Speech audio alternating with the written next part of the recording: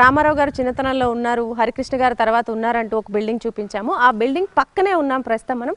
మన రైట్ సైడ్లో కనిపిస్తున్న ఏదైతే శిథిలావస్థకు చేరుకున్న ఈ భవనం ఉందో, ఈ భవనంలోనే రామారావు గారు చిన్నతనంలో కుటుంబరావు గారు మాస్టర్ అని ఒక పంతులు గారు ఇక్కడ ఉండేవారట.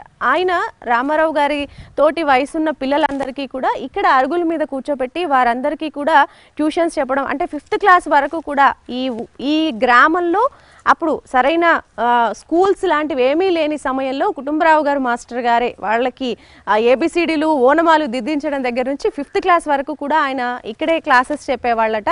రామారావు గారితో పాటు ఆయన సమకాలీకులు ఫ్రెండ్స్ అందరూ ఇప్పుడు ఎవరైతే ఇక్కడ గ్రామంలో పెద్దవాళ్ళుగా ఉన్నారో వాళ్ళందరూ కూడా ఇక్కడే చదువుకున్నామని చెప్తున్న పరిస్థితి అయితే ఉంది. 5th క్లాస్ తర్వాత ఆయన ఇక్కడ నుంచి మళ్ళీ విజయవాడ వెళ్ళి ఆయన ప్రైమరీ స్కూల్ చదువుకోవడం, ఆ తర్వాత ఇంటర్ విజయవాడలో చదవడం, గుంటూరు కూడా ఏసీ కాలేజ్లో ఆయన చదవడం కూడా జరిగింది. అయితే ఆయన బేసిక్ ఎడ్యుకేషన్ మాత్రం ఈ ఇంట్లోనే జరిగింది. ప్రస్తుతం ఈ ఇల్లు మాత్రం శిథిలావస్థలో ఉంది. ఎవరు దీన్ని పెద్దగా పట్టించుకోవట్లేదని అయితే మనకి అర్థమవుతున్న విషయం.